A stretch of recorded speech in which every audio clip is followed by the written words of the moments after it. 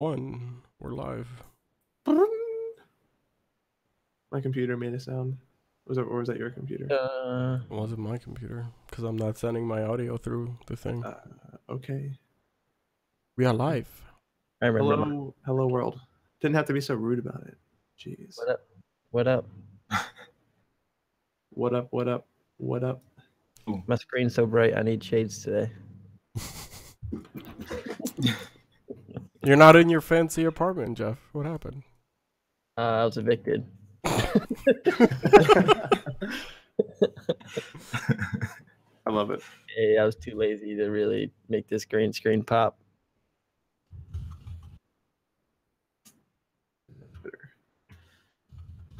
Twitter. Tweet. Industry 4.0 on Twitter. Industry. Where are we at on Twitter? What do you mean? I don't have the bookmark, so I just have to search by our username on Google, and that's what I do. Noob. Whoa. Hey, Matt, Easy I'm about to put it into our show notes. Oh wait, it's already there. Oh. Damn, that's harsh. Sorry. I'm old-fashioned. When I grew up, we had to Google search everything. Oh man.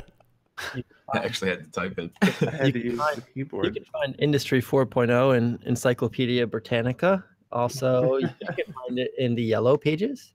Yes. Wait, can Alexa find it yet? Probably. Well, actually, Google can. Yes, Google Home can. We took out an ad spot in the local newspaper. I drove out on my bike all night last night, putting it up on telephone poles. 4.0 printouts. Have a face of Kyle. Just change the logo to Kyle's face. We don't need anything else. Forget it. I don't even know why we tried on the first logo. Right. I'll just grow my beard out so that way I can sit opposite of him during the live shows and we can just be anchored by beards. What are you trying to say? I like it. And then you can be in the middle, Jeff. Thank you for acknowledging my facial hair. Beard on the left, beard in the center, and beard on the right.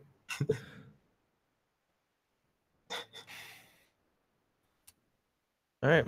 Well, that's a sufficient amount of embarrassment for a week. Color me ready for the show.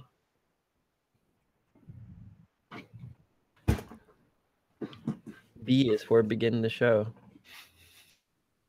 Are we going to carry this inside joke and throughout all these other episodes?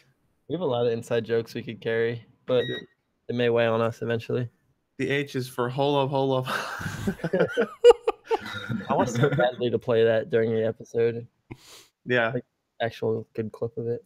Get the I4O soundboard. Do you think we have any listeners that are just like, ready to go before we even announce on Facebook? I think so. We averaged the last 2 or 3 episodes, I think. We were at 4 or 5 viewers every week, consistently on Twitch. Yeah. Boys. Hey. Hold on. We them boys of I4O. That actually will never get old. Oh my god, I love that. Did you save that as a soundbite, Jeff? Hell yeah. Oh my god, I love that. That was like my favorite reason project I've ever had. Every second of it. I dreamt of it from the episode where we did it too. I was like, I need to do that at some point. Oh man, I dig it. But I'm ready whenever you guys are. I am Job. I am Job. Gotta throw some Ryan Thompson in these show notes as a attendee. Last minute. Show up. Yeah, my owl is still on mute. I was like, isn't that today? And I looked at it, I was like, oh crap. Today. Oh man, Glad you can make it. me too. Glad I could be here. Sorry, He's like, my voice is a little strange. I'm in like a lot of back pain right now. oh man. Oh man, all that going on. Yeah, it sucks. Well, you can sit back and enjoy a lovely podcast today. I was just looking at the voluptuous beard there, Matt. I wasn't trying to turn your chronic pain into a joke, but Yeah. that's how it ended up being. You know. You're not laughing, you're crying. That's deep. That is Hits me deep. right here. All right. Is this pony show ready to get kicked off? This pony has been taken out of the stables. Nah. Can you do that again? I didn't hear that. All right, let's stop horsing around and get the show on the road. I'll bite. Matt, are you ready to move the lead? Just bring in the show. I'm ready to swoop down and bring the show in. I'm gonna, yeah. Okay. Yep, I'm good. Then we shall begin.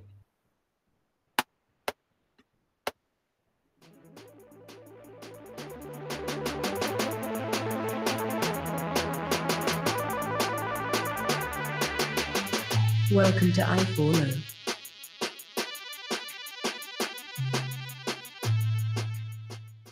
Welcome to I4O. It is Monday now. We're recording a day later than normal. I'm already messing up. We have a lot that happened this week, and simultaneously nothing that happened this week. Go figure. We have some news from Facebook, some more information about the Falcon 9 launch that happened, some more news with Google and Huawei, and some information about Apple, as well as some new APUs from Ryzen. I'm joined today by my 4 favorite people, sans Kyle, Ervin, or my 3 favorite people, myself not included. that was awful. Ryan, Ervin, and Jeff. How's it going, guys? I'm Happy good, to man. have you Hey. I'm very good. Yeah. on this day where we worship our president, on this day of worship. But in the essence of not keeping it political, let's get into the first topic. So the German court ruled Facebook's use of personal data was illegal. So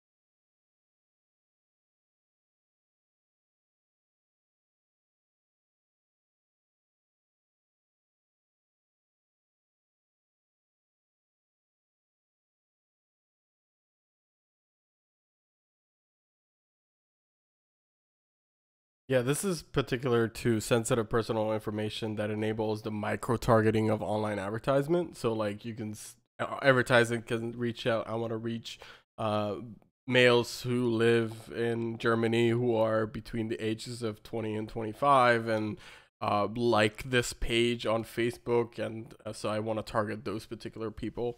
It's not adequately capturing the consent of that information over to Facebook from users in Germany.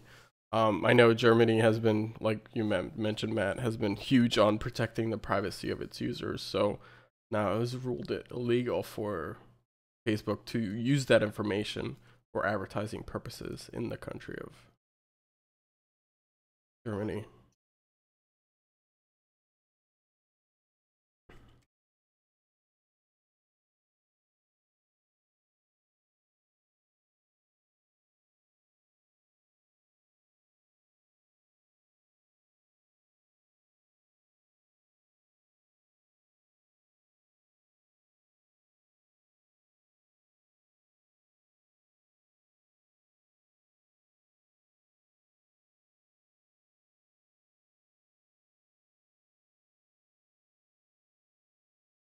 Yep. Of course.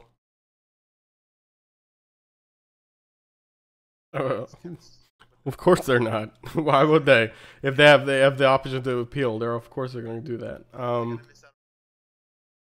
Yeah. And this also affects not just Facebook, but Instagram and WhatsApp as well, because they're both owned by Facebook as well.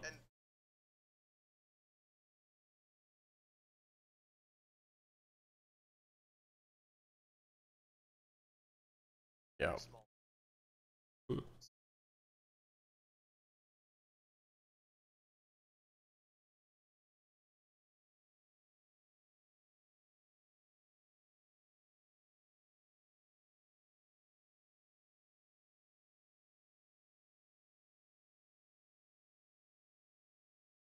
Yeah. Mhm.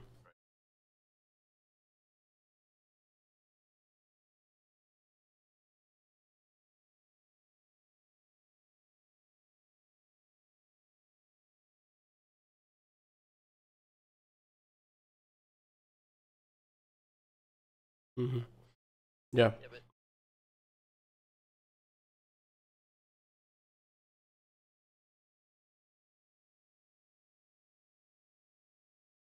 No.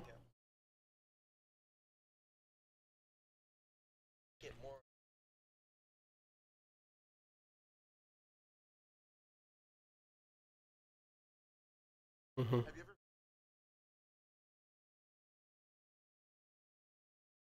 Yeah.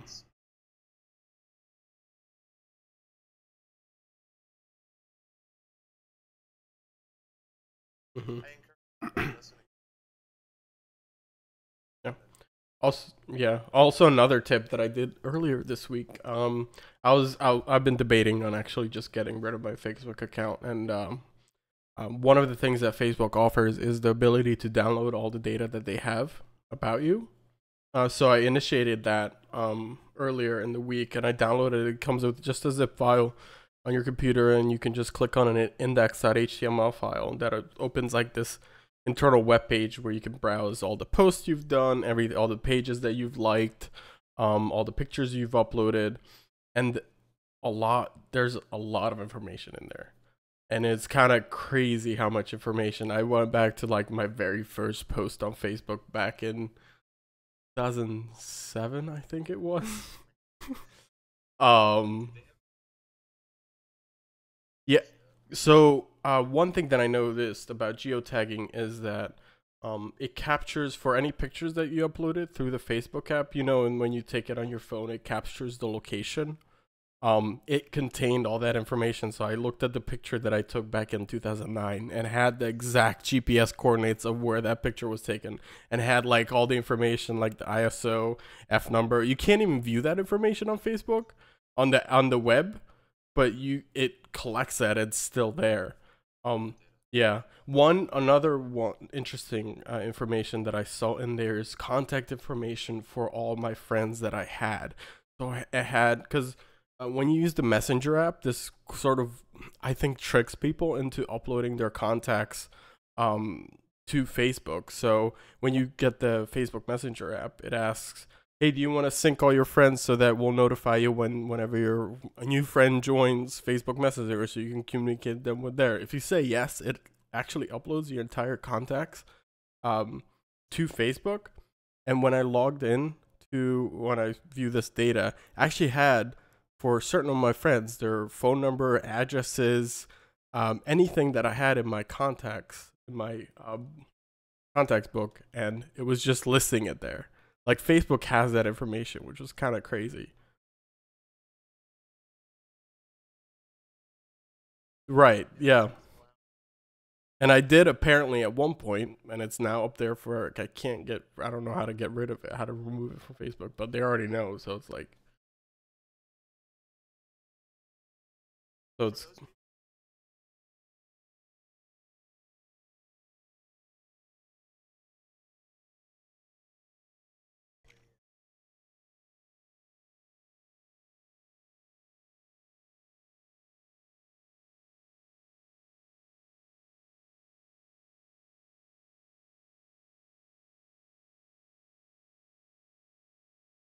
basically just have to refriend you, and you can just send them a friend request, and it's not a big deal.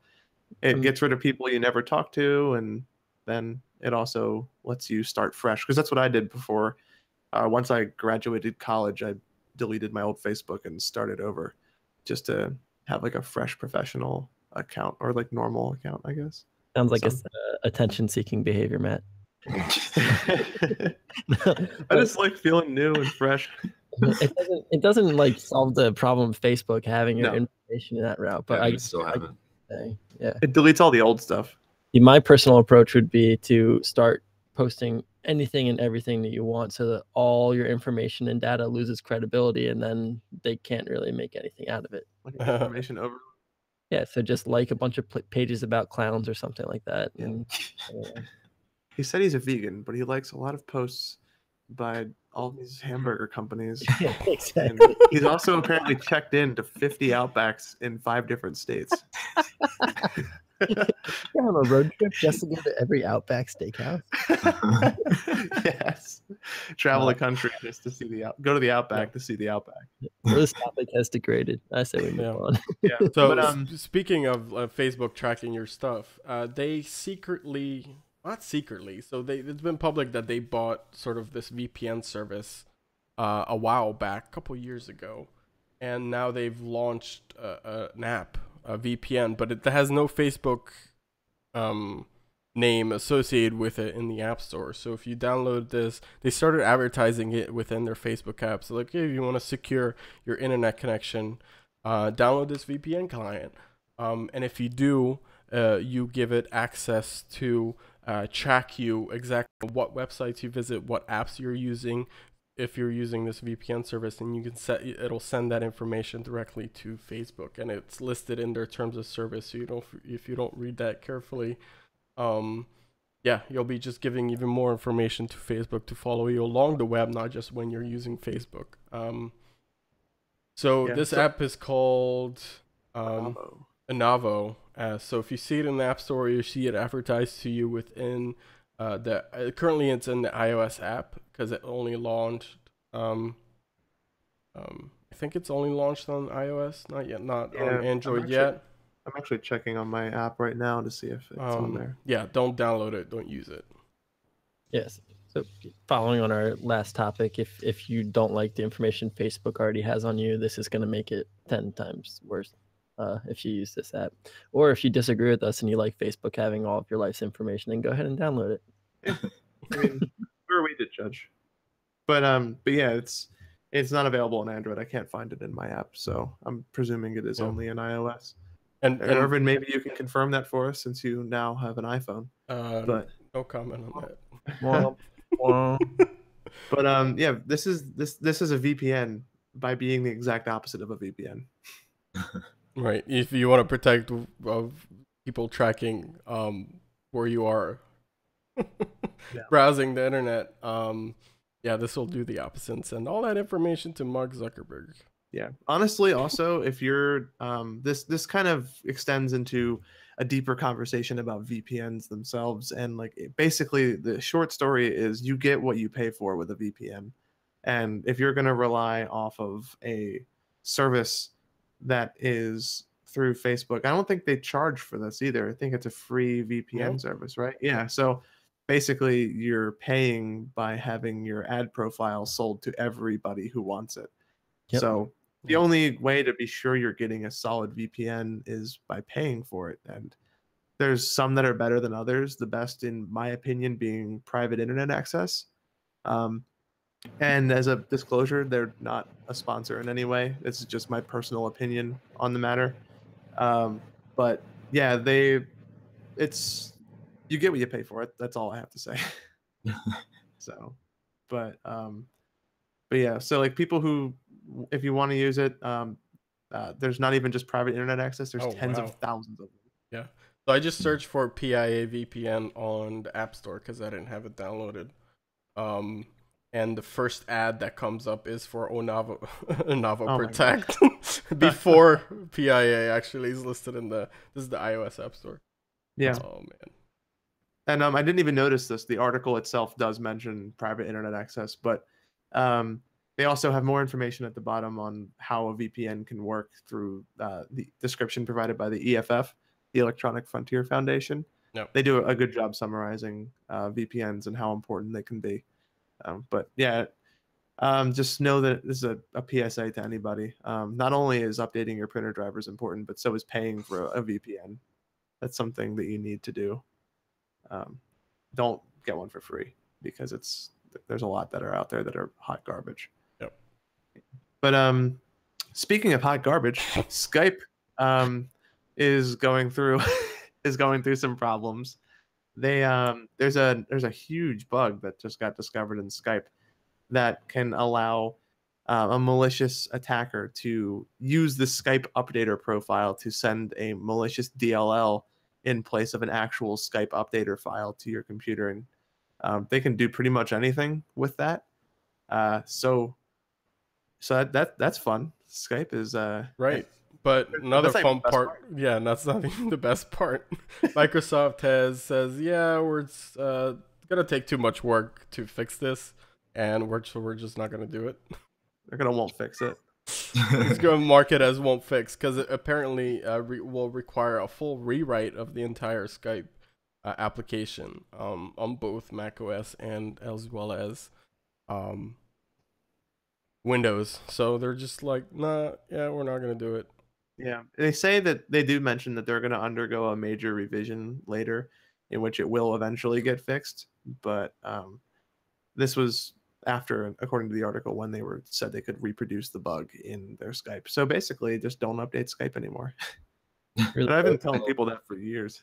Well, which Skype is it affecting? Just all Skype, or is Skype for Business and the original Skype? Or I think it's just Skype, just regular personal Just Skype. regular? Because Skype for Business is just the only relation between Skype for Business and regular Skype is the name. name, and it was linked, right? Yeah, Yeah, it was built on linked. Yeah, it's just a rebranding of Link.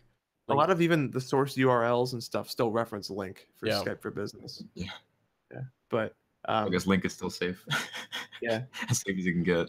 yeah, I'm assuming that Microsoft's attention right now is on fancy new skins for Skype and Microsoft Teams at the moment. They could care less about the platform that Skype has been built on for years. Yeah. Oh well. It is what it is. We're in a world where people refuse to fix their bugs. I mean, there's But, so many bugs. They have to like prioritize. So I get it. It is a lot of work to rewrite an entire application. But if it's something this serious, I would hope that Microsoft would be putting all the engineers that it can to fix it. But I guess, Yeah. I mean, they have to. I get it. You have certain things you still have to work on, but you can't afford to do that. But Yeah. I wish Well- they would prioritize. You know what they're probably Stuff. doing? They're probably fixing this Microsoft Edge bug that was found. Yeah, But- they have all those engineers Yeah. on this one. So Google's Project Zero team, which is a pretty good team at finding bugs. One of the members of that team includes, and we've mentioned his name on the show before for finding bugs, Tavis Ormandy. He's one of the researchers who is on this, and he's found major critical flaws in Twitter and LastPass, and basically if Tavis sets his eyes on your program, you're going to have some major flaws uncovered. A bunch of people have also joked that he comes up with his best bugs while showering. So every time he showers, he takes down another corporation for a giant 0-day bug. But yeah, so it's a medium level security issue within the Edge browser. It has to do with how Microsoft Edge deals with its code execution. And because of that, a hacker could bypass the security features and place malicious code in the memory of the target computer. So it's kind of in the same light as Skype, just not through an updater. It's just through injecting malicious code into the browser. But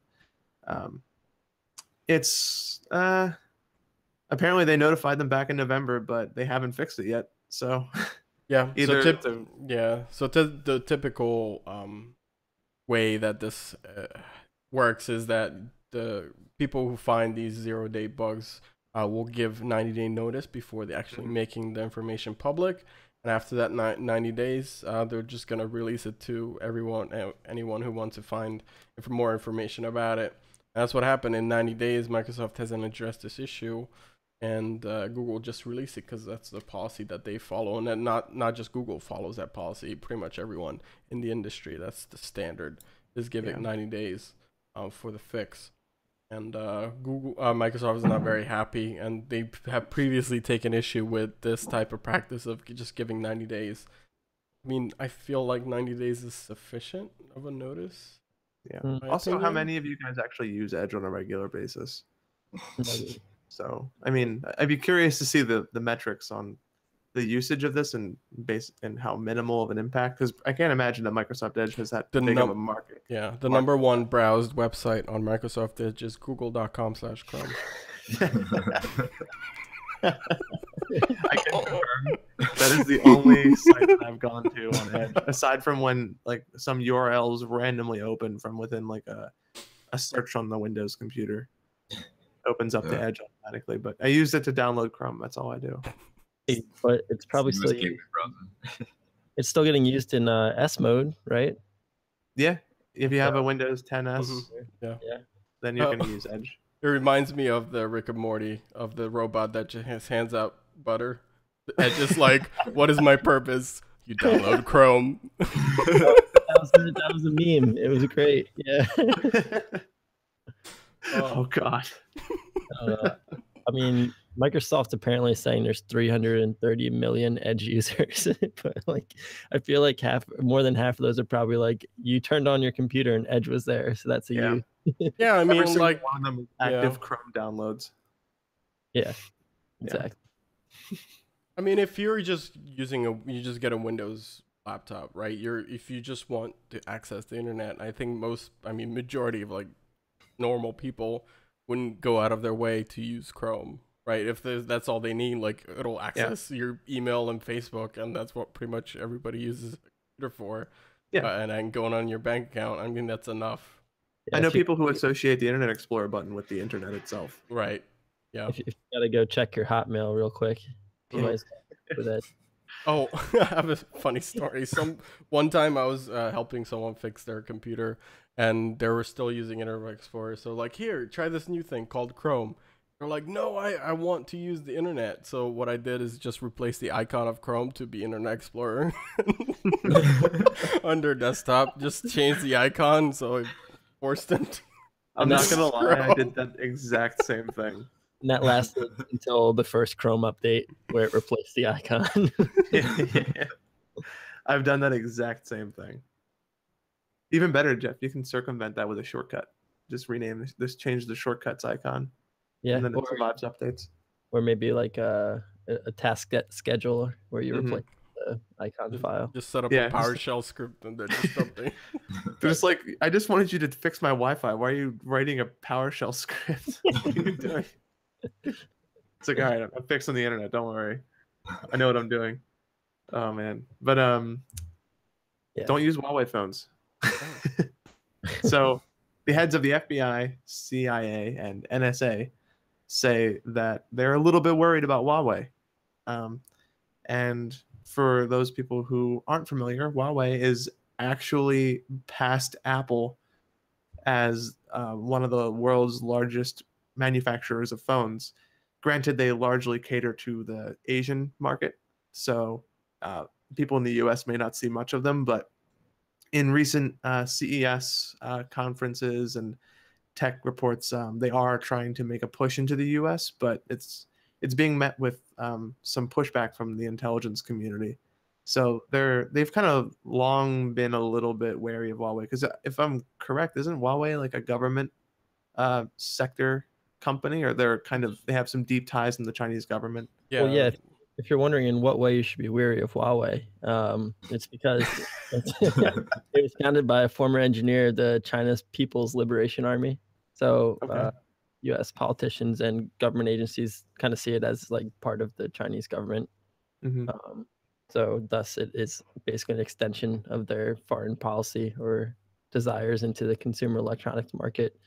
So that's where this fear and skepticism comes from. And they had a deal lined up right before CES to have this huge launch for their Mate 10. I think Huawei Mate 10. The Mate 10, the Mate 10 Pro. The P10.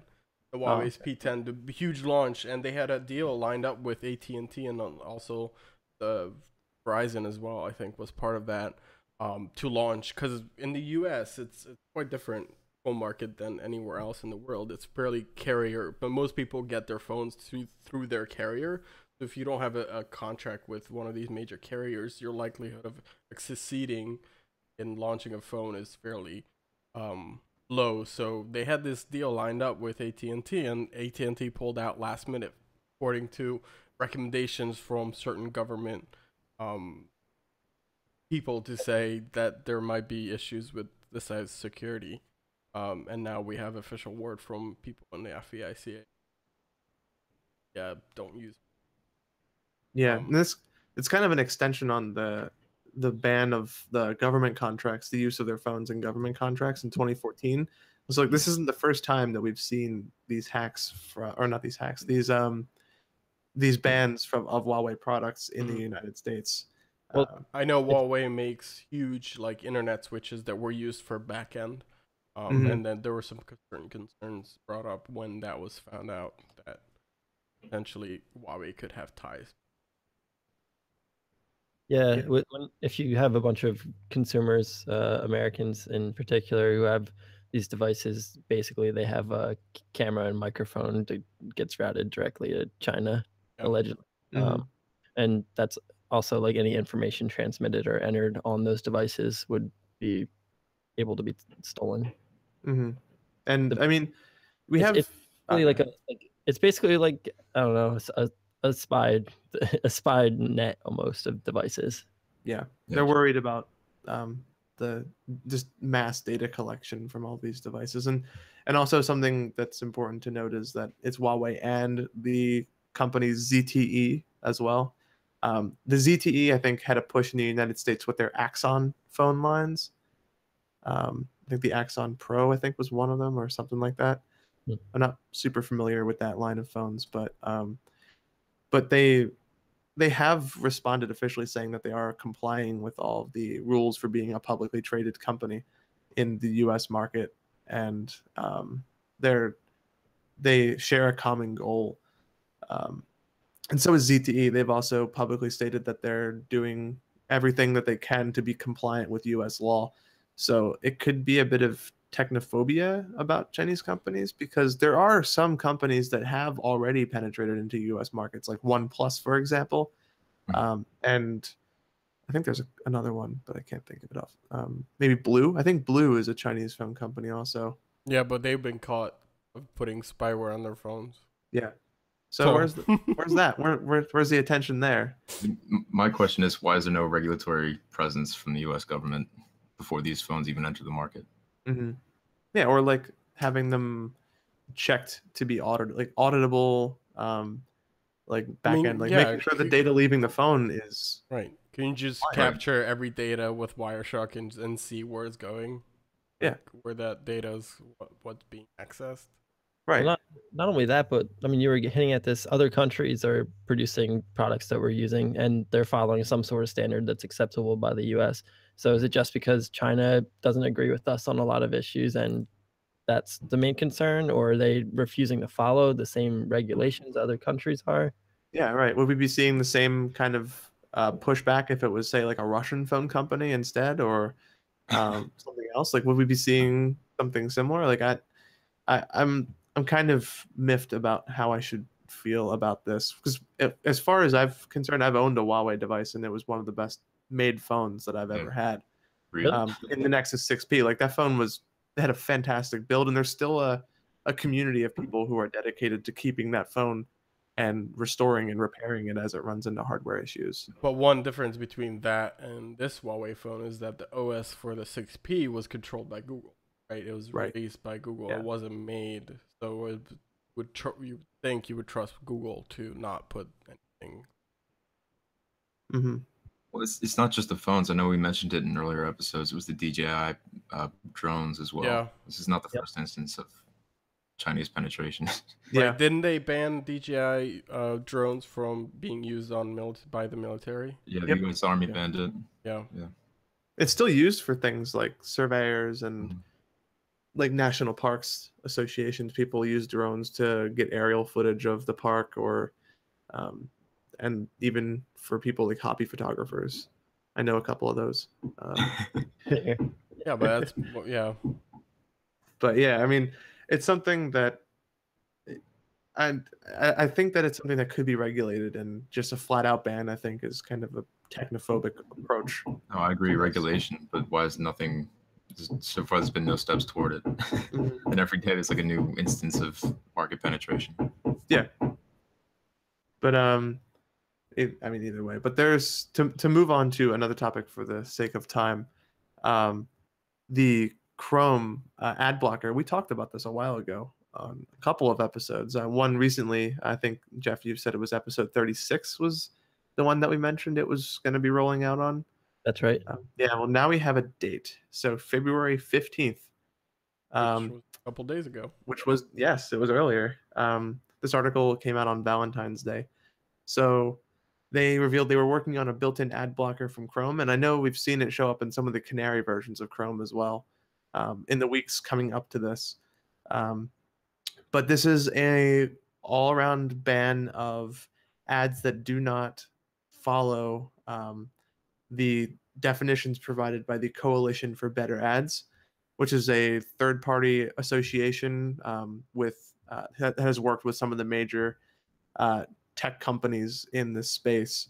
So some of the pop-ups that they'll be blocking and ads that they'll be blocking is, and some of this can come to much of Ervin's celebration, pop-ups, animated or auto playing ads, scrollovers, large banners, some other ones auto playing video ads with sound, which is a big win for you, and like those large sticky ads and flashing animated ads that pop up on phones. The worst. They're actually the ones, like, I hate the ones where you're on a website and you have to scroll past the ad and it moves slowly and excruciatingly drags across the screen. Yep. Looking at you, Washington Post, with the garbage ad. Yeah.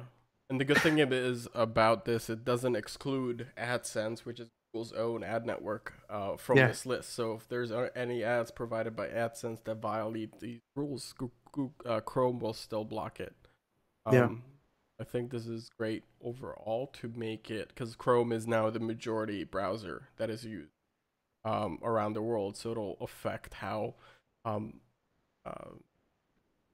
advertise or websites now do their advertisement to make it a better experience for the user, because it does really, especially on mobile, that it just ruins the experience of browsing a website. Hopefully this will make it a lot better, improve that quality for the ads.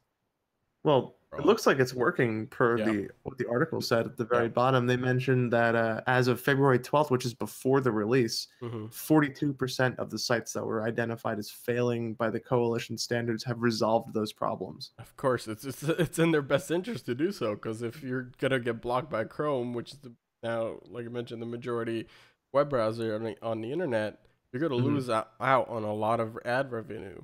Which is good. Because it's better for the consumer, it's better for them. It makes the internet an overall more enjoyable experience. One way to affect a company's behavior or a website's behavior is by directly affecting their bottom line. That's gonna quickly make change happen. Absolutely. And it uses the easy list filter, which is used, according to this article, by just about every single ad blocker. So, and you were saying it affects the AdSense and DoubleClick platforms, which is good to know. So it's compliant with every known ad blocker out there so far, and it's very similar to that experience. So that's nice. I'm happy about that. But what I'm not happy about is Google's ability to sell a phone. They're great at web browsers, but they cannot sell phones to save their life. So I think I saw an article earlier this week saying that Google sells about as many phones in, what was it, a month or a year? No, that was an entire year. A year, as Apple does in a week? Yep. Oh my God. So, and it sucks because they're such good phones, but this has been a problem with Google since the Nexus lines. They just have not been able to iron out their manufacturing processes, and I'm hoping that with that HTC acquisition that this improves with the third generation of Pixel phones that'll launch later this year. But they're committed. They gotta put their money where their mouth is and get their manufacturing to back And it it's up. also that what I mentioned with the Huawei thing, in particular in the US, you have to get those contracts with the carriers. And since the Pixel phones, for the original one as well as the Pixel 2, they only been directly available from Verizon. And Yep. most people in the US don't buy phones directly. That's just the fact. And if Mhm. you're just going to be only available on Verizon, that limits on who you can reach. Although Verizon is, I think, if not the biggest, one of the biggest carriers in the U.S. And Google, I've seen so many ads for the Pixel line on TV, online as well. So they're spending ad money trying to sell these phones, but for some reason it's not hitting with consumers. Yeah, do you think they're gonna roll out hardware or brick and mortar stores for Google? Do you think that we're gonna see them in the next few years? I don't I'm know. curious. Maybe, yeah. With Because they've Chrome done.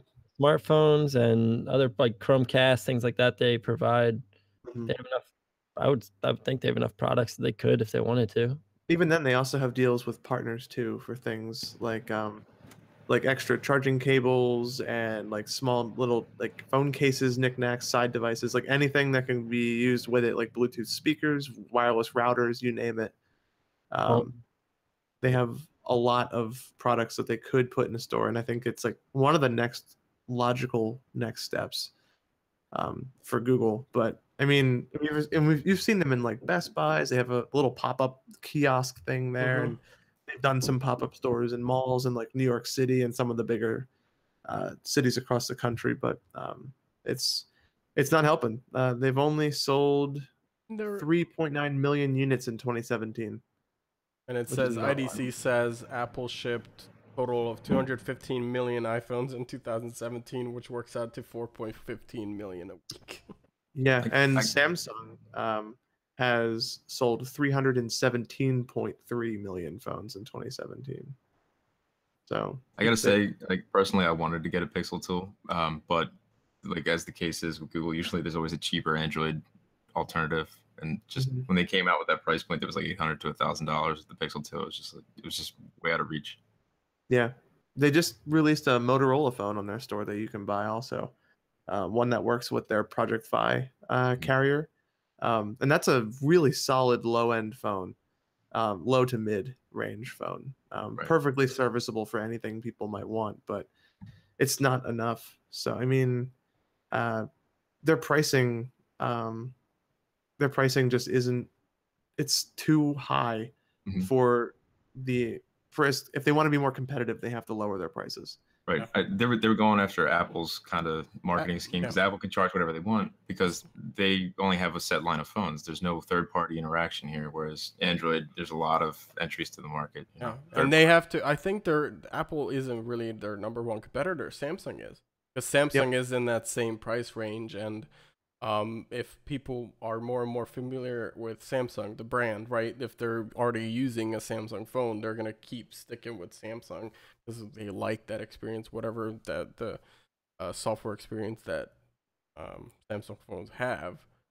They're just gonna stick with it. If they lowered the price and it's like, hey, you can get pretty much the best camera experience, because I think that's a universal thing that Pixels have the best camera in the industry right now, and the clean user interface, and it's cheaper than the Samsung flagship phones, then I think more people will flock to that.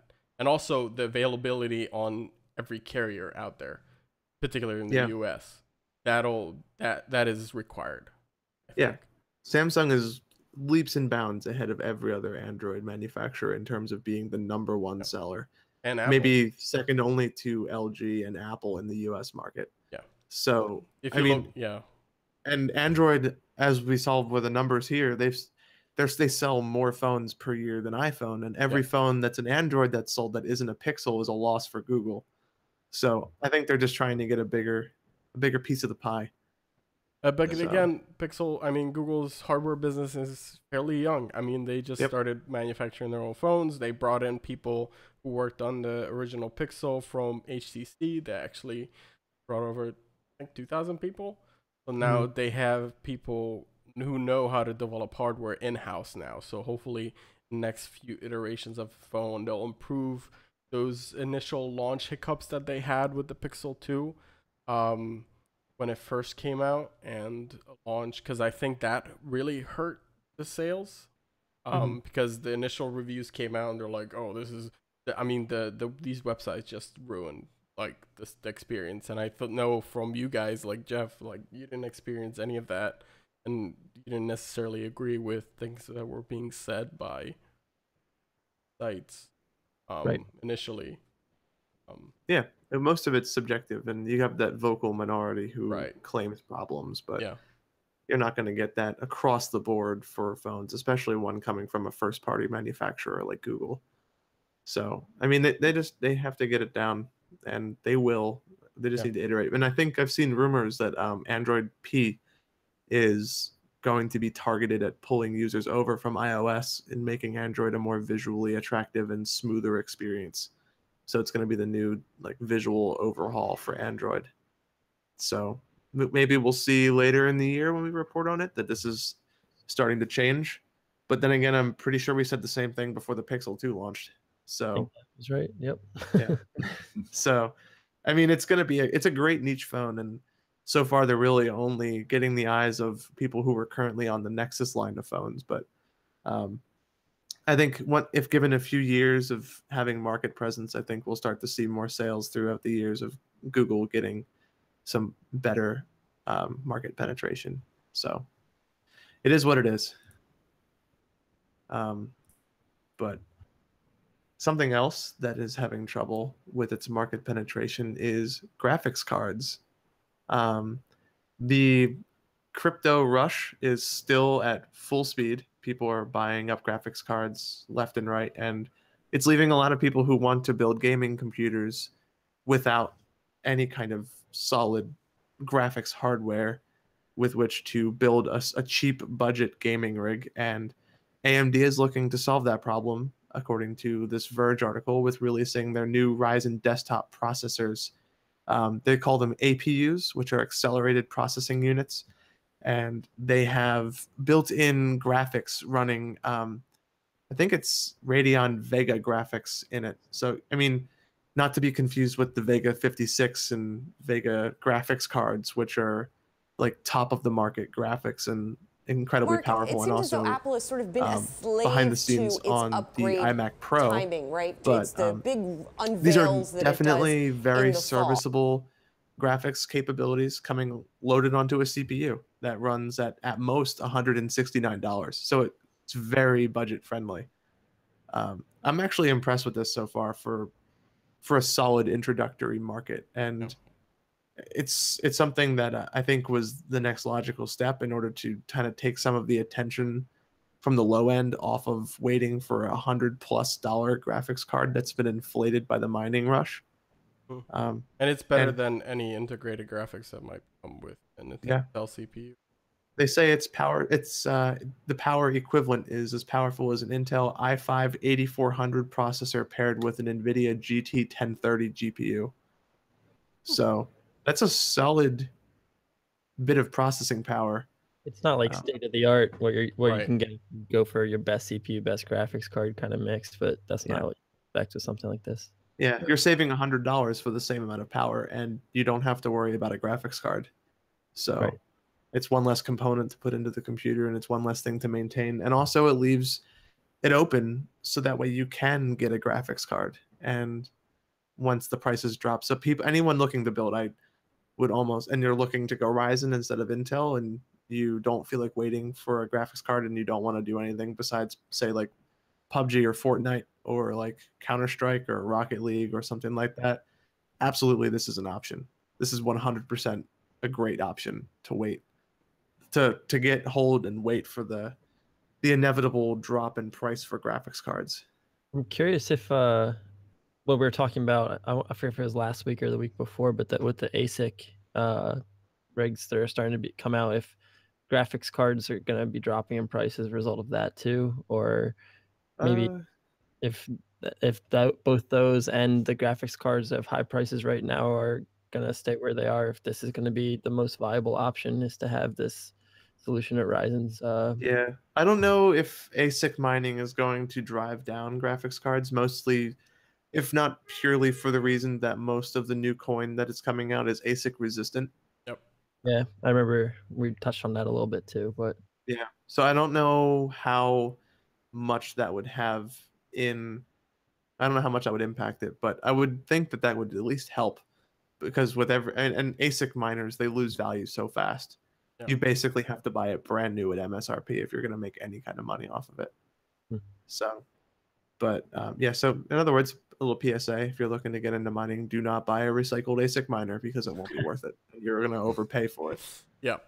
Sure. So, yeah. Another PSA: if you want to pick up one of the Ryzen processors with integrated graphics, and you just buy a compatible motherboard if you go to a store or online, you potentially it could potentially be incompatible with that motherboard because it requires a CPU update. But there's a catch-22, because if you want to upgrade that the BIOS to make it compatible with these new processors, you need a CPU, but the CPU you have is not compatible. So what AMD is doing is sending out free processors for you to be able to do the upgrade for the motherboard, so it can be compatible with these.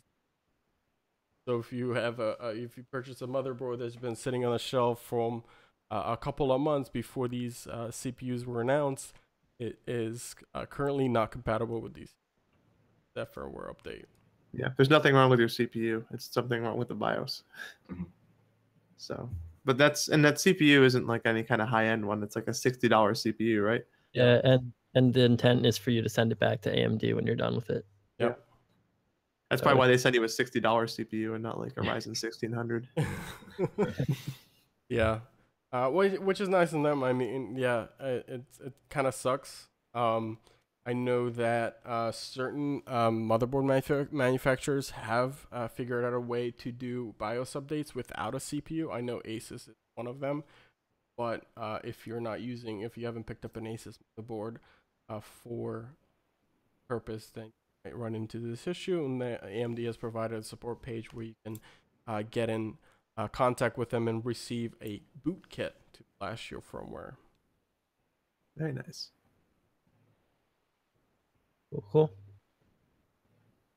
But okay, so I want to talk about this. The drone, the this Skydio $2,500 self-flying drone. This thing's terrifying. This thing, it's a drone that was just showcased the other day from the company Skydio, and it's basically I think they market it as a selfie drone, right? So it's one that can follow you while you're snowboarding or running or doing something and avoid obstacles around it. The concept of that is kind of terrifying, and I get a very Black Mirror kind of feel from it. I was just going to mention, I feel like I've seen something like this in either Black Mirror or like a recent sci-fi movie or something like that. Yeah, there was a recent Black Mirror in the new season where there was some like hunter robots in a way that like were taking out people. They were dogs, they weren't drones that flew, but there's something kind of unnerving about a drone that's capable of following a human target with 4K footage that can avoid obstacles. And they have a GIF of a person running around with the drone chasing after them on the article. It's kind of creepy. Yeah, and it says while navigating itself through a dense forest or urban environments like a warehouse, so it can keep away from branches and dense forest, which is fairly impressive. Mm-hmm. I know, Thompson, you have experience with like the obstacle avoidance on DJI drones. Yeah. This looks like a step above that. just being full 360 coverage is a step above. Yeah. Because you can back those drones into buildings by accident. Yeah, and The processor in this is a 256-core NVIDIA TX1 processor. Yeah. yeah, it's used in self-driving vehicles. Exactly. Oh, So man. the object avoidance and autopilot, so to speak, makes a lot of sense with this. This is by no means a mainstream drone coming in at nearly $2,600, $2,500. So this is more for like professional audience or like professional cinematographers who need a powerful hands-off camera to get aerial shots. Maybe like snowboarders I could see using this. It only has a 60-minute flight time, really? Wow. What? For 25, yeah, that's. I think these selfie drones. I think there's going to be a rise in seeing more of these selfie drones. Yeah. They get smaller and have longer battery life, but that's the market trend. It's I also thick. Yeah. You said the Olympics? Is that what you said? Me? Yeah. I said no. It's the new selfie stick. Oh, I thought you said. Exactly. I thought you went in. I guess it must have distorted it because I was just thinking that these could actually be used for like runs during the Olympics, like for the men's half pipe or for something like that, for getting like really cool up close shots of the people. I think they were using drones in the Olympics. I think we talked about that in one of the more recent episodes, that they're using drones to get some footage and to do some cool visual stuff in the air. That could be a use for this. I could see that. I would trust a professional drone pilot to do that stuff. I wouldn't trust an AI to do autonomous tracking because I feel like they would have better control and they would know what shots to get. Yeah, but Ervin, you trust your car. I do. For certain situations. You may not trust this, but they had just recently closed a $42 million Series B round of funding. So people trust this company. Notable investors aren't people. Well, one of the investors in this case is a person. One of the investors is a person. You have the article mentions NVIDIA, Excel, Andrees Horowitz, and Kevin Durant. Yeah. Two of those are people. Yeah. Two of them are people. Yeah. I still don't believe. Kevin Durant's not. That's the robots. That's the robot. Other investors include Coachella attendees. Yes. Well, I mean, I guess the kind of after seeing all of the digital or the new robotic assistants that were being released at CES, don't you think this would be the logical step to having an assistant that follows you around all day and just kind of floats around like a Halo Oracle or something? Not all day, just 60 minutes at a time. Yeah, just 60 minutes at a time. That's the part that doesn't make any sense to me. I feel like this would have a way longer battery life between charge, but I guess not. That speaks more to the limitations of batteries than it does the limitations of drone technology, I think. It really limits what you can do with it. Like you can't go out on these long hikes with one of these things, or maybe if it were to be used somewhere like in I don't know, like a sport environment, or maybe even like a war environment or something like that, like this kind of technology. I could see that. 16 minutes is a long time in a firefight, so I could see that being like used in military. If this was used in like police conflicts or something like that to like get the actual footage or something, I don't know. Yeah. I'm just trying to think of where this could go, and you need more than 16 minutes of a charge to do that. Well, we definitely know it's going to Kevin Durant because he's going to use it for his sick slam dunks. Total investment to date equals $70 million. Wow. People believe in it. This Skydio is not far off from Skynet, guys. Just saying it now. Yeah, I don't know. Or, actually, I did think of a use for this drone. You might be able to use it to scout out your next Bitcoin farm location in Iceland. You can that kind of segues us into the next article, where Iceland is becoming a bit of a boom region for it's almost like the 49ers and the gold rush. It's not the football team. It's a big location for Bitcoin miners due to its low energy costs, because Iceland, I think its primary source of power is geothermal. And it's expected to use more energy. This is the fun thing, the opening line of this article. It's expected to use more energy mining Bitcoins and other virtual currencies than it uses to power its homes. So like more power is going to cryptocurrency mining than the entire country's infrastructure of homes. Oh, it's such a weird concept. Yeah, that is strange. And I think and I don't know if anybody knows more about this than I do, but correct me if I'm wrong, but I think they are attempting to do this in some parts of the US. Like I think, is it Oregon has a super low kilowatt hour. It's like 3 cents per kilowatt hour. And there's all these big crypto industries who are trying to have the townships that are running this cheap infrastructure to build up their capabilities to support higher lines, but they're refusing to do it because what happens when the crypto market fails? You have all this infrastructure that is now no longer needed because these companies don't need that much power anymore. But if you're in the US, this might be a good time to invest in General Electric because of the power that people need. But yeah, it looks like the article does mention that it looks like it's likely to be well received by Icelanders who are skeptical of financial ventures after the banking crash. I don't know if moving to cryptocurrency is good if you want to avoid a crash, because cryptocurrency seems to be on a wild ride as of late, up and down and up and down. Bitcoin now just only recently getting back to around 11,000. Right. And as you can buy this crazy ride that you're talking about in this article, it mentions as of today the Bitcoin is valued as 8,000. So this article was written on February 12th. As of today, it crossed 11,000. So on the 12th it was 8,000, and today is just crossed 11,000. So that's the crazy ride that Matt was talking about. It just fluctuates that much. It's even crazier if you go back 3 months. Yeah. Well, yes. Or a year. Yeah, or a year. Exactly. Yeah. Yeah. And they compare this to gold mining. So I don't know how effective that will be when your gold is fluctuating at values of as much as $1,000 within a month or within several days in some cases. I guess if your energy cost is low enough to accumulate the stuff, then maybe it's a profit either way, unless it really, really drops in value. Yeah. Yeah. So people are skeptical about it in Reykjavik, which is the capital of Iceland. But I honestly think that this is gonna have something, and I do encourage anybody who is an Icelandic legislature or party member who may be listening to this show that maybe consider the crashes before you consider the free money aspect of cryptocurrency, just because it is something that you should take into consideration. Well, apparently a legislator in the Pirate Party has already done so, Matt. Yeah. Pirate Party legislator McCarthy has questioned the value of Bitcoin mining for Icelandic society.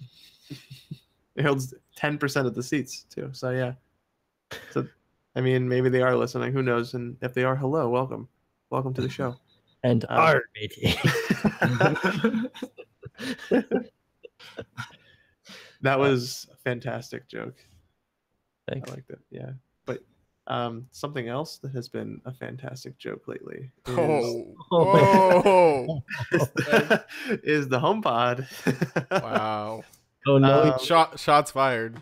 Shots fired. Yeah. No, well, I mean, it's not a joke if you own an iPhone, only listen to Apple Music, and really like Siri. Yeah. And are an audiophile, and don't mind not cooking because it can't handle recipes. So what people are quickly finding out the HomePod is a very limited smart speaker with a very fantastic sound quality.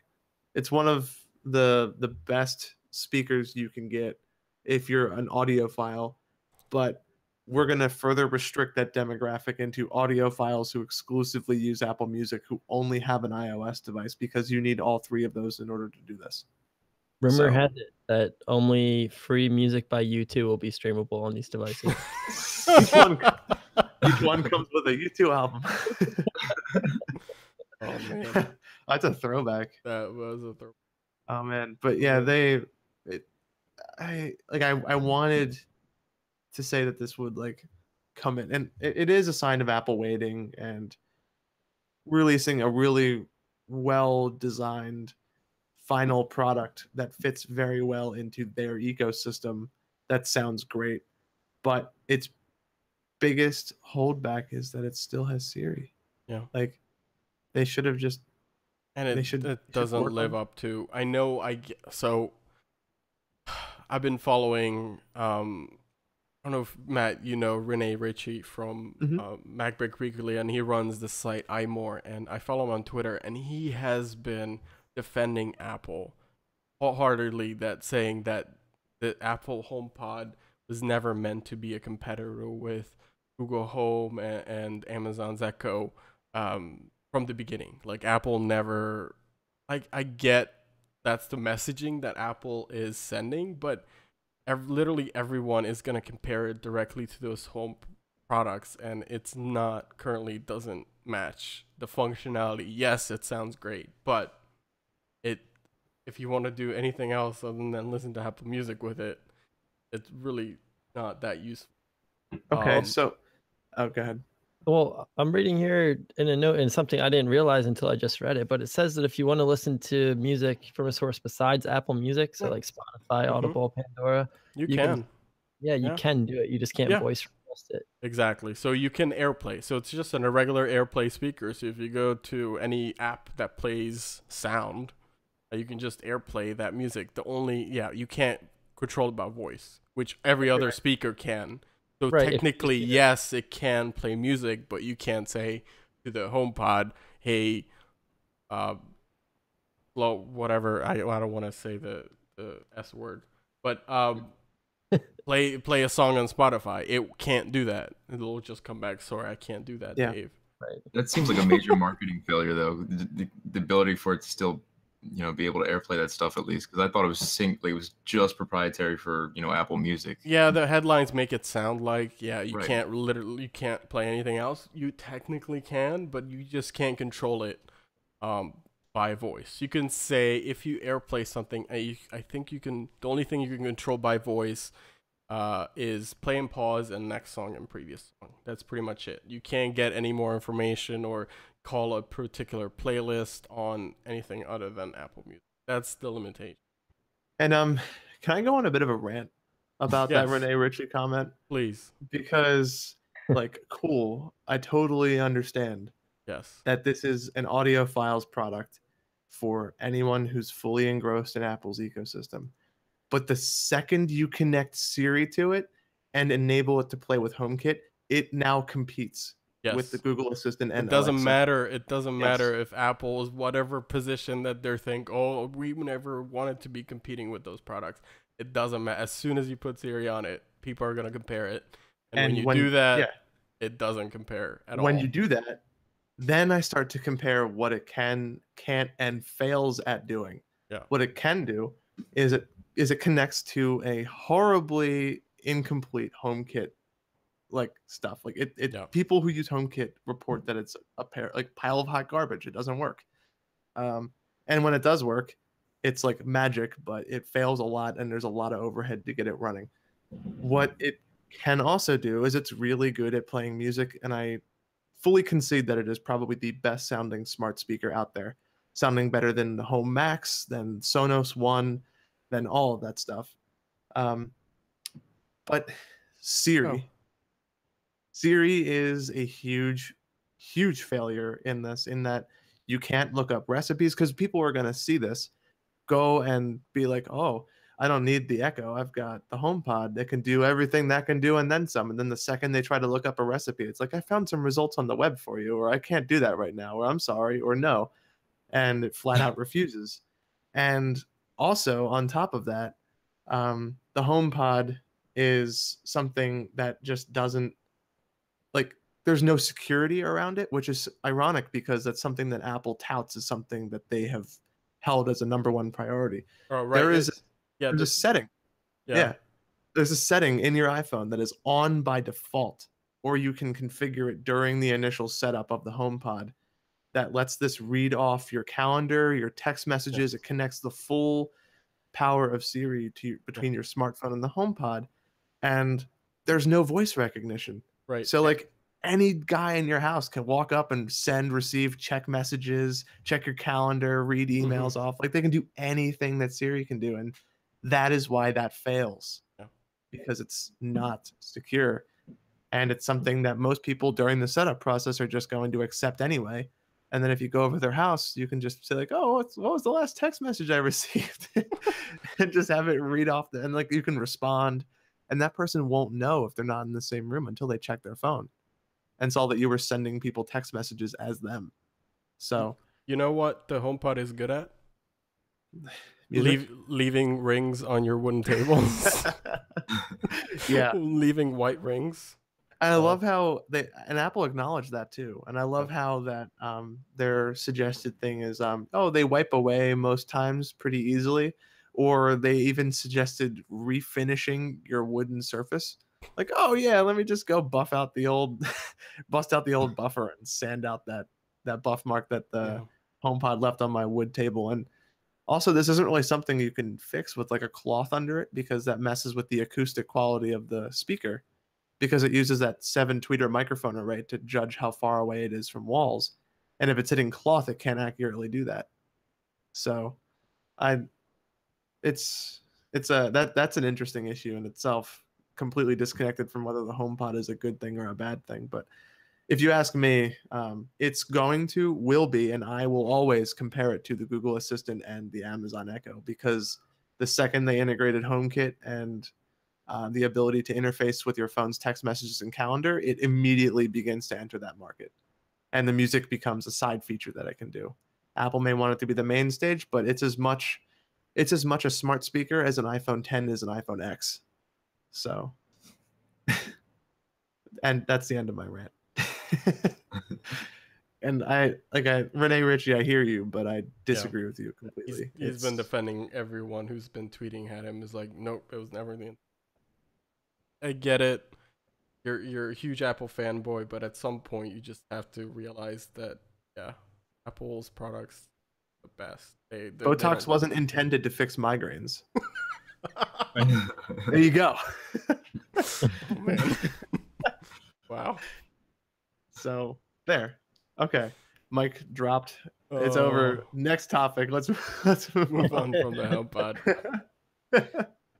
Man, but the white rings, that's a bad feat. That's not a good look for Apple. It's not. Yeah. Or your wooden furniture. Yeah, or the wooden furniture. Yeah. Yeah. But Apple is going to be revamping the iPhone software. I'm still heated from the HomePod topic, if you couldn't tell. So it's shaking up its development program to focus more on its key features. So it looks like they're going to be doing a major design overhaul of iOS, hinting at improvements on Animojis, the digital very health important. tool. Very important. That is the #1 feature on iPhone, and anybody who agrees with me, I will defend it on Twitter wholeheartedly. But yeah, so they're going to be not introducing the redesigned home screen for iPhone, iPad, and CarPlay, and a revamped Photos app that can suggest what images you're going to be viewing. So it needs to focus more on these major internal upgrades before it can push that off. But it looks like it's going to be spending the next couple of years on really hammering out iOS, which is something that I think they should have done last year, considering all the episodes we spent reporting on problems that they've had. Yeah. And Ervin, I think you can speak to this a little bit more intimately than me or Jeff or Ryan can, because of your recent misguided phone choice. Wow. You're not judging.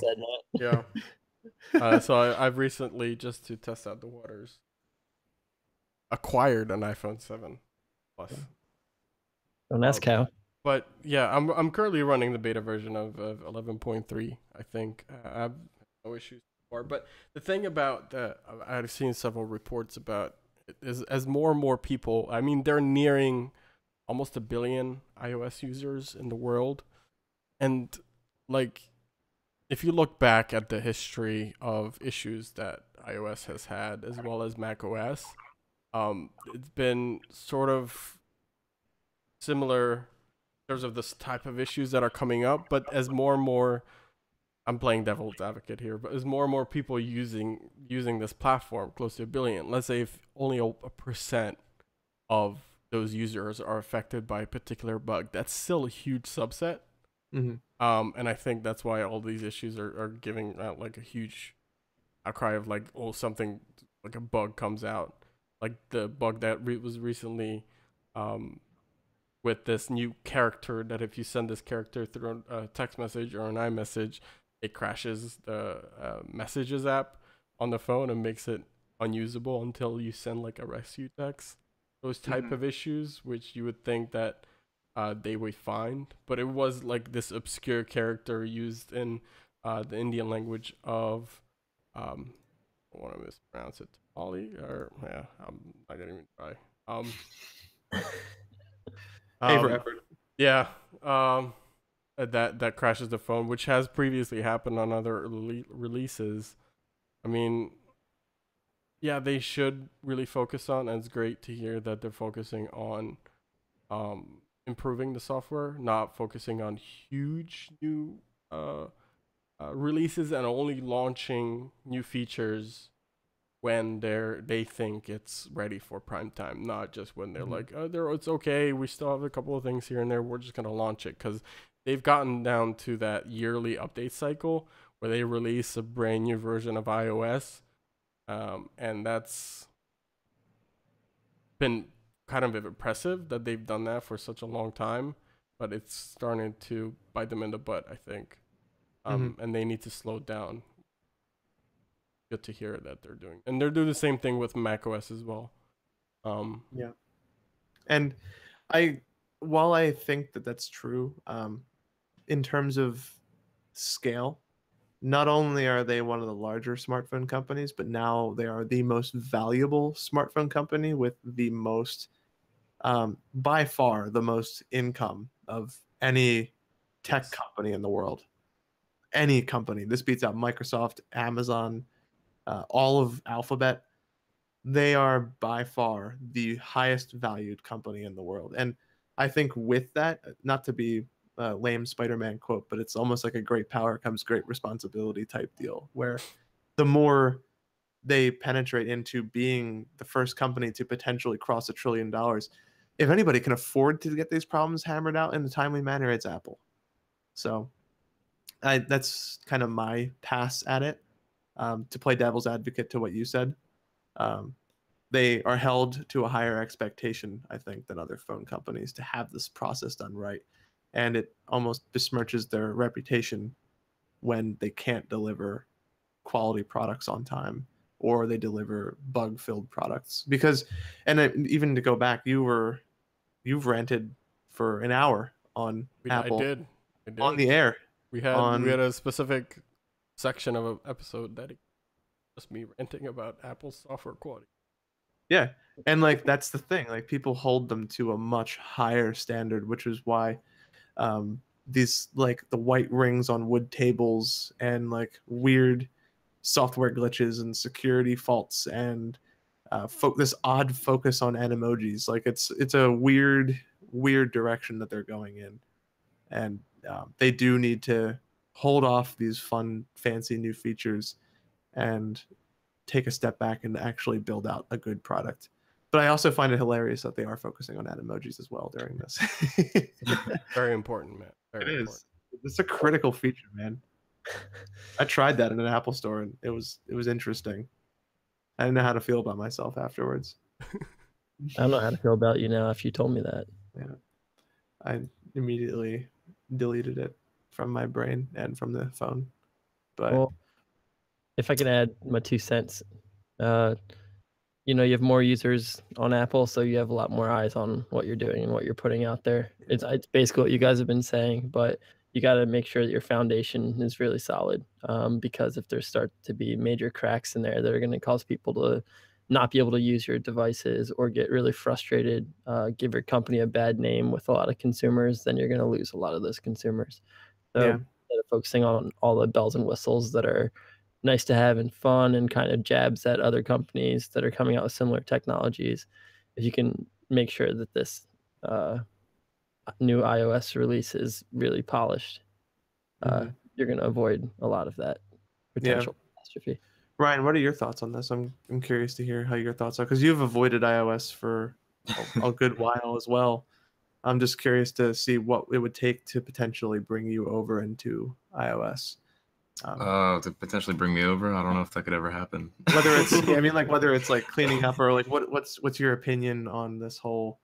My opinion on this is, what put them in the forefront, was that their attention to detail. They made sure everything was so streamlined in the past. Like they take their time. Android and other companies would beat them to market in certain aspects, but they had a lot more bugs, and now they're trying to just kind of compete speed wise. And it's just like, well, now you're just like everybody else. You have a larger market, but you're doing the same thing everybody else is doing. You're trying to get there first instead of focusing on quality. So they got to take a step back and go, well, this is what got us here in the first place, by taking our time and building the polished, tools here that they had in the past. They should just step back and go back to what they know.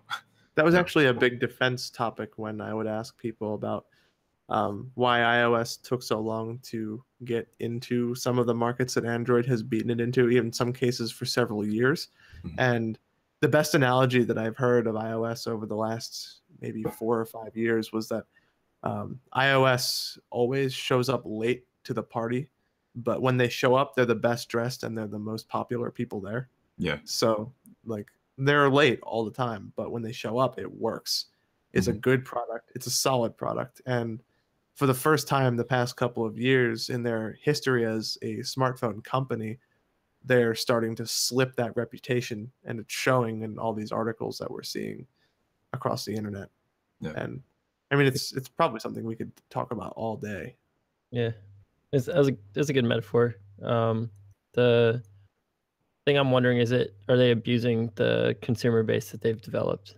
Because it's easy to rush things to market and make them look good, like because they're exciting new forms of technology. If they're not polished, if they have that giant foothold that other companies don't, are they just abusing it now because they have such loyal consumers that now they can just do that? I feel like they're in this weird limbo between the era of Steve Jobs and becoming $1 trillion company, where they're trying to both innovate for the sake of their stock and their shareholders to show that they're still a company that can compete with these newer companies that are coming out. And I think this is primarily driven by competition from China.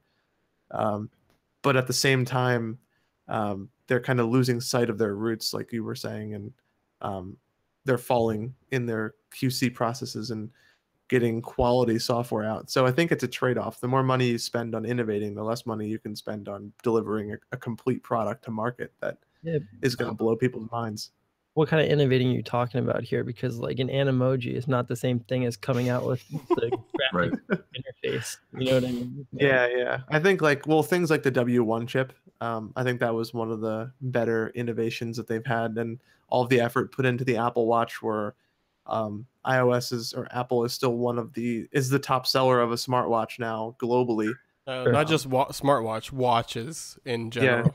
Yeah. Right? Yeah. They beat out every single watchmaker, not just smartwatch maker. I don't know how many watches Rolex expects to sell in a year, whether it's 5 or 1,500 or 1,000 or million or whatever. But that's like the thing that I'm getting around to, is that they're innovating by taking existing products and making it work in an all-inclusive ecosystem where everything is it almost beautifully comes together through software, where it connects. Like the W1 chip, you literally open up your AirPod container and a pop-up shows up on your phone saying oh, hey, do you want to connect to this? And Android's trying to mimic that all over the place. And the HomePod has the same chip in it, and that's all you do. You just bring the phone close to the HomePod, and the thing pops up, and you just press one button, and you're connected. The setup, if you're already an iPhone user for all these devices. And even in terms of MacBooks and stuff, the logic board on a MacBook Pro is the smallest logic board I've ever seen in a laptop. Yep. And it's one of the most power efficient. So, they're innovating, but they're not innovating in the right places. Right. And I think Matt, when you touched on they're going to be the first $1 trillion company, I think that's a lot of that is side effects of this. They see that major landmark, and they're so close to it now that they're just kind of dropping anything and they're sprinting to the finish. You know what I mean? Mm-hmm. I think It's someone almost said like they're like, our quality's starting to fall just to get to that $1 trillion landmark because they're the stockholders want that so bad. yeah, I think that they're seeing that. I think they said that they're at one point they were like $2 a share away from being $1 trillion company at one point. Their current market cap is $874 billion. So, Yeah, it's nuts. And what's Amazon at? Because Amazon's, I think, is close. Oh, it's just- Amazon is at 701. Yeah. yeah, they're getting there. So it's they Amazon just recently passed Microsoft, I think. Mhm. So Microsoft should be around that same place. But I mean, yeah, it's something that we're seeing, and we have a couple more articles that we're going to touch on over the next few minutes that talk about some other iOS issues. But I think it's important to talk about this because it's something that impacts every user who uses an iPhone, and that's a global market now. Because as we have mentioned, they are close to $1 trillion. It's something they need to get down. But to move on into another flaw that they need to get sorted out is it's a pretty big one too in Mac OS that can lead to data loss when you use an APFS formatted disk image. So that I'm not familiar with off the top of my head. So what that is, but Apple launched a brand new file system when they released their newest Mac OS, which was High Sierra, and there's been a couple issues here and there. I mean, it's a brand new file system, so you expect a couple of issues. But when you start losing data, it's a major issue. just a little bit. But yeah, it has to. You have to use a disk image, which I think a sparse disk image, which I don't know. Most people even know what that means. Even if you're a macOS user, most people don't use it on a regular basis. But if you do, and you format it into the APFS file system, it could potentially lose data that is stored within that. Yeah. So the one, so the APFS volumes free space doesn't. This is to quote the article directly for like the real getting into the weeds of it. Doesn't reflect a smaller amount of free space on its underlying disk. So the free space isn't necessarily the free space that you're working with. So in the past, they used HFS Plus, like you mentioned. The image volume would automatically adjust its free space, and I'm reading directly from the article because they describe it pretty well, to accommodate any differences between disk image volume capacity and the actual amount of free space in the disk. So if you created a disk image with 500 gigs on a 500 gig network volume, but then you add 400 gigabytes of things to the network volume outside of the disk image, now there's only 100 gigs of space for stuff on the disk image. And accordingly, when you mount that image, it would report its own disk usage as 400 gigabytes and its free space as 100, even if there's actually nothing on the image volume.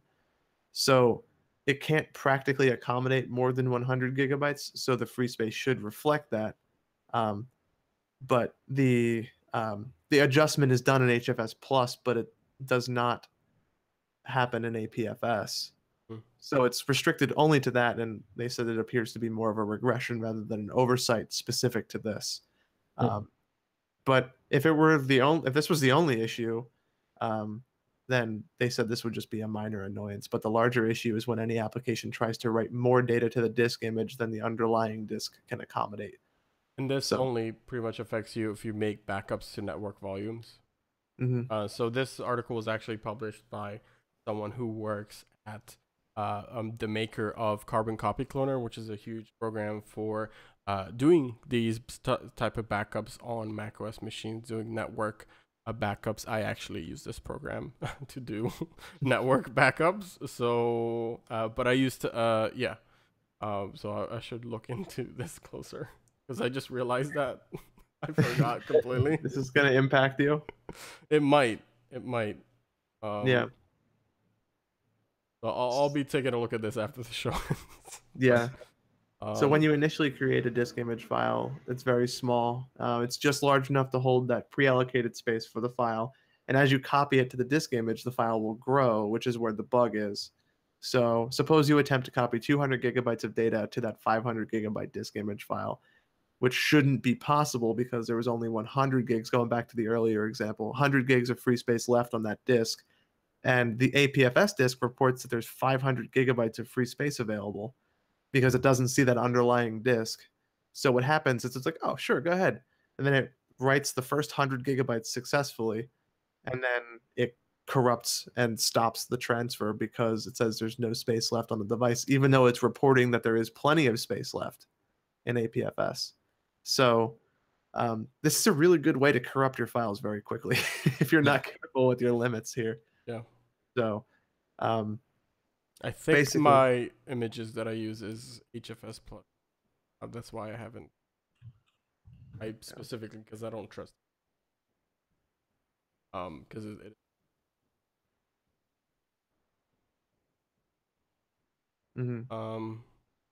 Yeah. So basically, just be careful.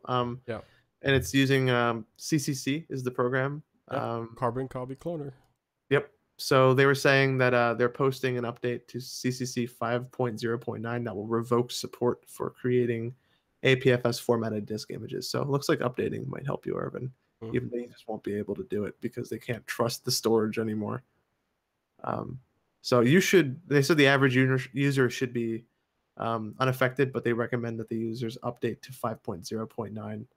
And then they say make a brief review of your backup tasks. Just read the task plan, and if it's configured to back it up, then hold your mouse over it, and it's all here. So you can just read into that and take care of that yourself.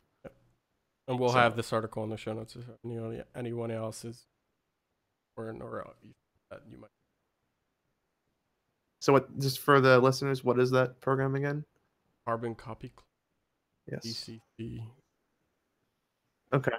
So if you're using that and you're on High Sierra, check out the link that we have in the show notes to get this mitigated for yourself. But we're going back to the iPhone 10. It looks like this is going to be their design going forward, per this Ars Technica article. Yep. Apple is saying that all of their iPhone apps on the store must follow this new format.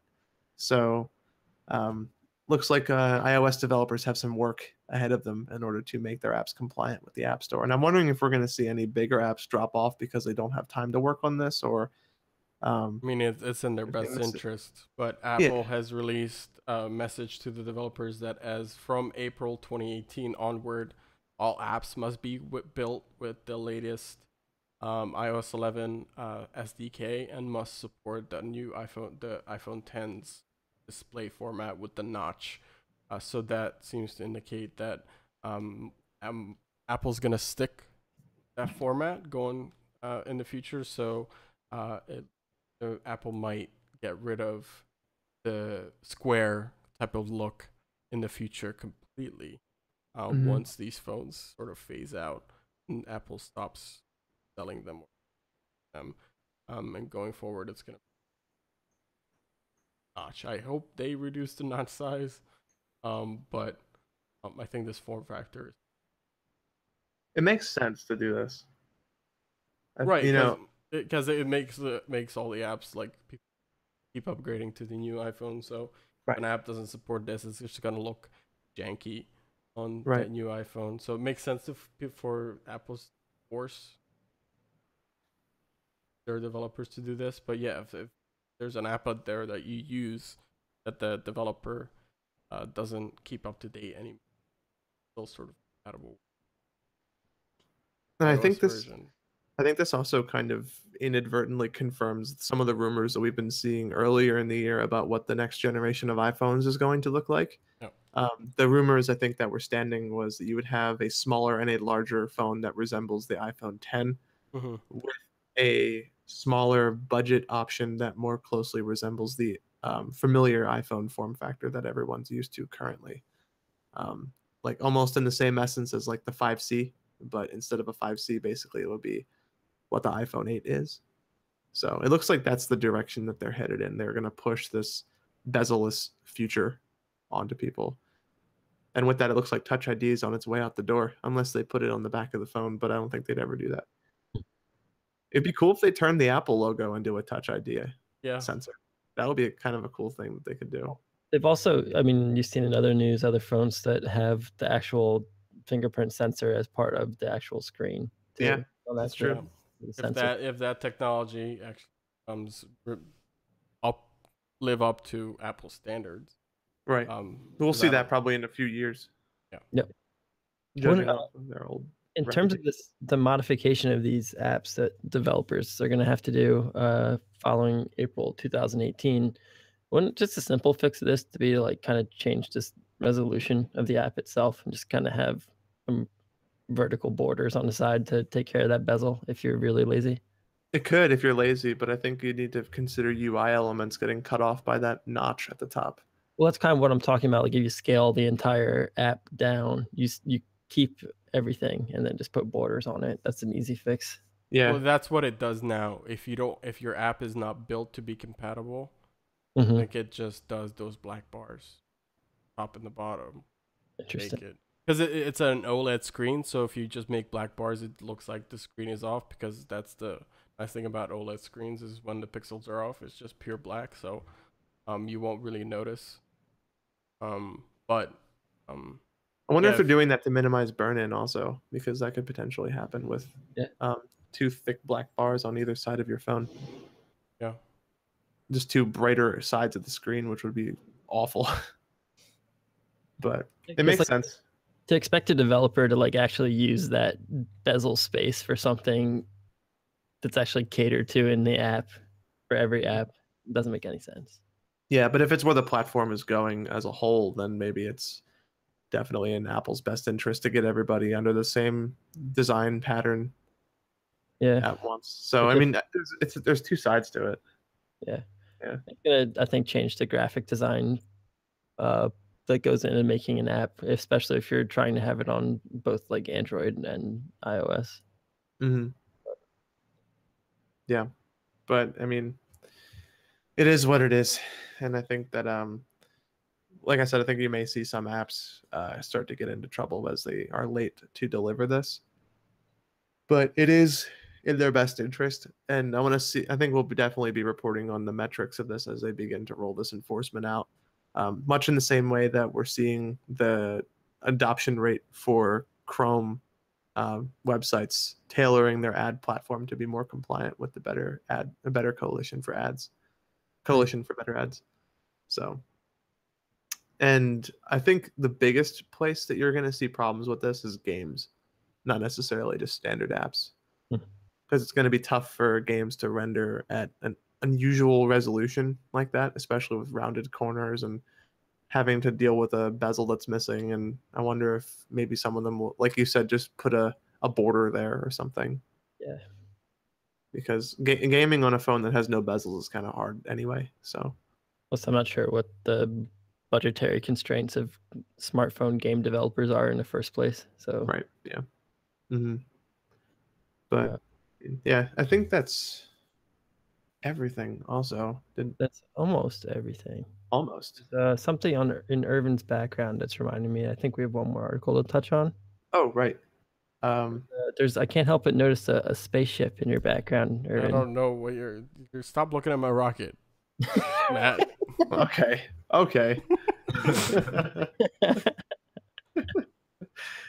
Oh man. Yeah, go ahead. All you. Oh, who? Matt. You, Ervin. Oh, me. Yeah. So the reason that I think Jeff is bringing this up, the rocket in background, is SpaceX is planning to, or originally planned to launch a rocket yesterday, this past Sunday, 15th, but had to postpone it till I think 1st now. Yeah, Wednesday, February 21st. They're planning to do a mission, and there's a sort of a, not a secret, but like a sub mission attached to it. So they have of course a customer, the satellite that they're launching, but addition to that, we've heard that Tesla has been, or Elon has been planning to launch or sort of play with launching a internet service that'll be from micro satellites in space that'll provide internet coverage fairly high speed, typically better than what is now provided by satellites because they're closer to Earth. So they're going to launch a couple of test satellites with this launch on February 11th or 21st. 20, Yeah, 21st. So they're going to see how, so they're going to test,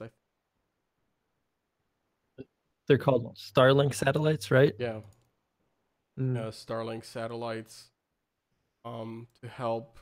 Yeah, so they're going to test it. They're going to have base stations at the locations, the SpaceX headquarters. I think there's a couple in California, and one in California, and they're going to use those as a testing ground. So they're going to use those base stations to send the signal up to those satellites, and it'll beam it back down on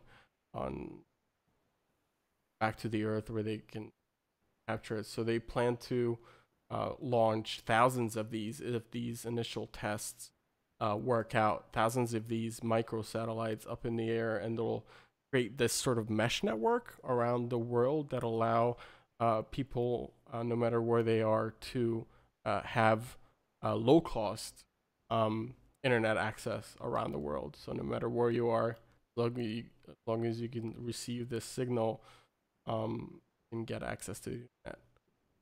So it kind of makes you think about the future, at least if you think like I do. If Elon's dreams of our Mars exploration come to fruition, maybe a transfer of information from planet to planet could be conducted using an array of satellites, similar nature, where it's not just these giant hubs, but maybe an array of smaller satellites doing the work. These are pretty big arrays too. There's an article that was linked in here about their application to the FCC, which was endorsed by FCC Chairman Ajit Pai, endorsing 2 large constellations of satellites is the wording that they used. The first constellation that's going to be launched is going to be made up of 4,425 small satellites, calling for a second larger constellation in low Earth orbit around only 211 miles up, consisting of 7,518 satellites. So these are going to be large meshes, and it's going to be between the first one is going to be between 684 miles and 823 miles above the US, which is relatively close. It is. Yeah. So that'll improve, because currently we do have satellite internet systems, but they're fairly high up, and that increases the response time that it takes, because the signal needs to travel from Earth to the satellite and back down to Earth to whatever base station that it actually gives, and that takes time because light can only travel at a certain speed. So if you put it closer to the Earth, that'll improve that latency that has been an issue for these satellite services that are currently available now. I know Facebook has been playing. They launched that autonomous airplane sort of thing that has internet, that gives internet access. Google has also been playing with this idea with their Project Loon balloons that provide this type of internet access, and Elon is getting into this space as well. Kind of interesting. And I think it will be interesting to see if any of these satellites in the future are eventually equipped with 5G capability, because that would open this whole field up to all kinds of players being able to rent this new infrastructure of satellites in space. And that, like, it's I think it's cool. I don't know. I do too. Yeah, I'm excited. But yeah, this is definitely something that I'm looking forward to seeing, and it's going to be it looks like it'll be completely configured by the mid-2020s, these 2 constellations. Yeah, if the test on Wednesday goes successfully. Yeah, as quoted by Elon Musk, saying that he hopes to be beaming memes around the internet by the mid-2020s.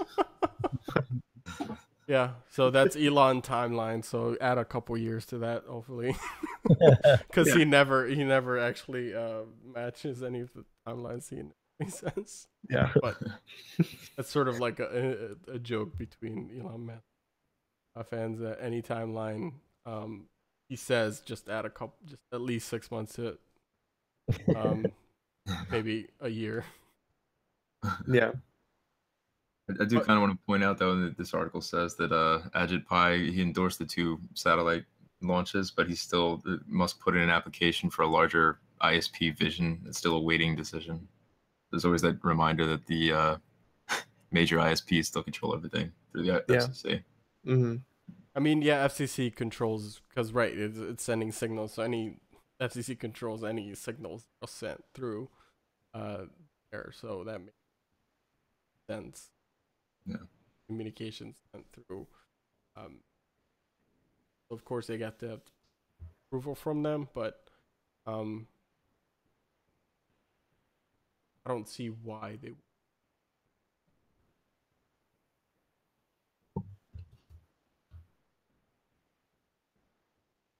Well, it seems like they're just holding off on Musk's actual ISP application he put in, as opposed to just having the technology up there. Because I think the major, like Verizon, Comcast, they would want to see these satellites go up because they can rent the space, like theoretically.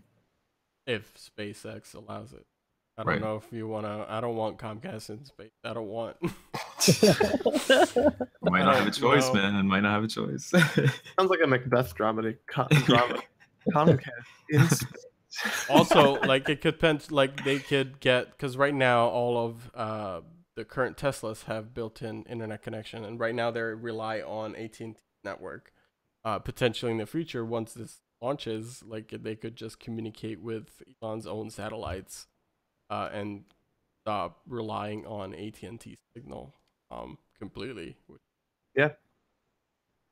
And make all of the cars connected to that, which they are now, but offer it through their own ISP. Yeah. Mm-hmm. But yeah, I think that's everything for the show. Yeah. So, wow, look, it's a closer.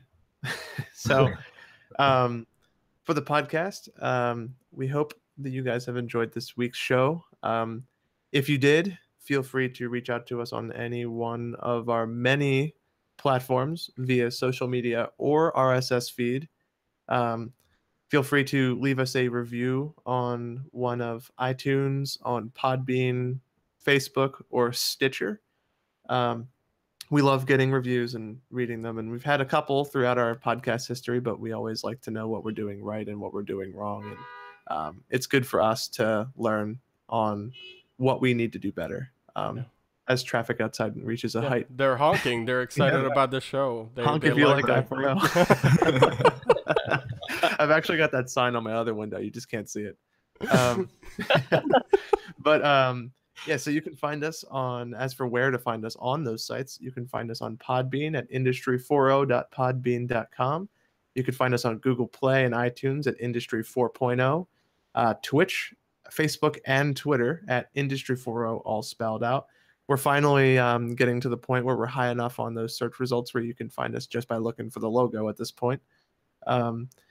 As for that, we do have some other work that's being done by some of the members of this podcast. You can find, if you like the sick beats that happen at the beginning and end, and in our earlier episodes, at the middle point of the episodes, you can find them produced by none other than Jeff Budzinski at soundcloud.com/thejbones.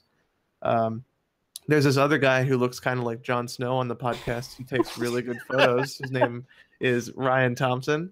You can find his photos in full raw quality on flickr.com/Wayne R. Thompson.